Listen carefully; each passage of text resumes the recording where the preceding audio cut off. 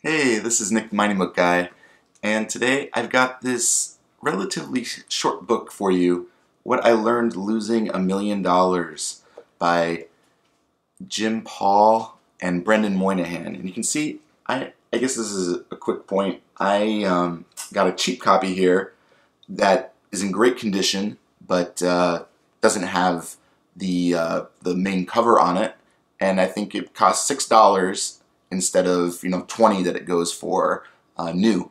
And so that's just something to be aware. Books like this, sometimes you can get great deals if you search for the right places online.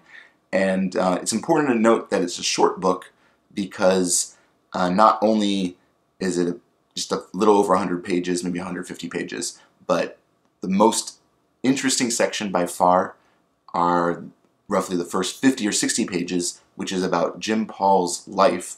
And Jim Paul was a futures trader, stockbroker, salesman, and all of that. And Brendan Moynihan helped him write the book, but you really feel it's the voice of Jim Paul. It's an incredible story. I think it is important to note that this wouldn't have become as popular a book without the recommendation from Nassim Taleb from The Black Swan, Fooled by Randomness. He's very well known now, but he mentioned it earlier on in his books, 2007 or something.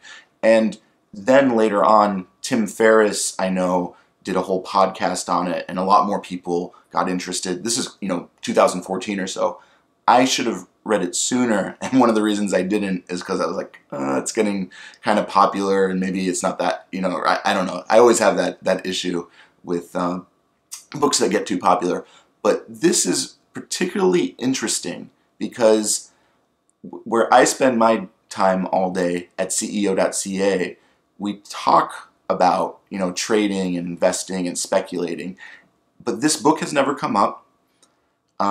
So many of the points in the book remind me of the trading lessons that at Goldfinger shares at CEO.CA. So shout out to him, because I feel like this book totally supports what he says. I don't know if he's read this, but he and many other people definitely should if they like those lessons.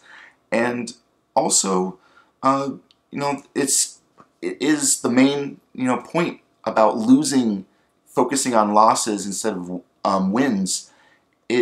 It's so unique, and again, the first 60 pages or so, it's a true life story, or it reads at least like a true life story, that this is how, like, you can get into trouble. Like, all the red flags are there. I could relate quite well with my own losses. I should bring up the point that I've seen other people's reviews on this book, and I don't think they got as much out of it if they haven't gone through the experiences themselves. It's kind of weird in that way. I think it's a great book for everyone, but if you've already experienced some loss or had issues with trading, investing, or even business in general, you'll get so much more out of the book that way. There are some negatives. I do think the second half of the book, it's a little clunky.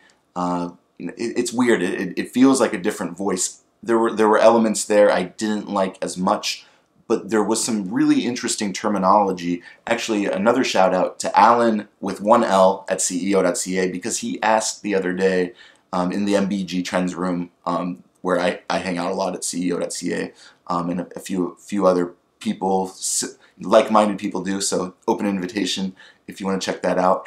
He asked about the difference, people's different definitions for speculating and investing, and this book doesn't just talk about those definitions, but gambling and betting and all of that. And it isn't as clear-cut as you'd hope, but I think this book does one of the best jobs going through those things, and that happens in the second half of the book, and also coming up with other terms like emotionalism and crowd formation, and how you could be in a crowd even though you're not physically in a crowd. All that stuff, it's so weird how much it applies to a site like CEO.CA. So this video really fits being in this weird online social room a social mining conference, 24/7. That's what CEO.CA is, and I think that's something that people will be able to relate to in the junior mining world. Not just mining, could be cryptocurrencies and the marijuana stocks and all of that too. I guess if I added one more point that's worth looking at for people who are have been following me and some of my friends, Fabi from the Next Big Rush and Jay from Firefighter. We talked about Northern Shield a year or two ago and about all the craziness around that, and I think that fits this book quite well. And there are so many other examples of that you see day in, day out. It really makes me take a step back and want to think about,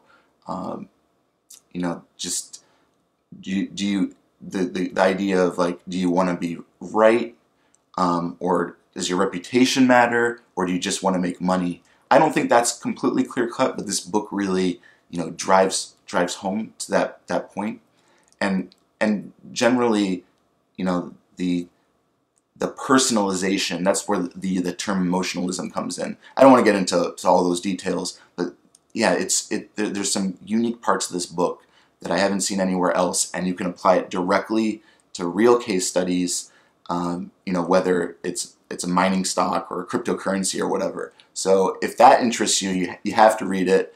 And the first half of the book is amazing. The second half is still pretty good, and I think I just wish I read this a year or two ago. But as a short book, this is definitely in my top 10, immediately in the financial world. And who knows, maybe it'll keep moving up as I think more and more about it. Definitely have thought a lot about this book after reading it. All right, well, thanks for watching. This is Nick, the Mining Book Guy. Please like, share, and subscribe. See ya.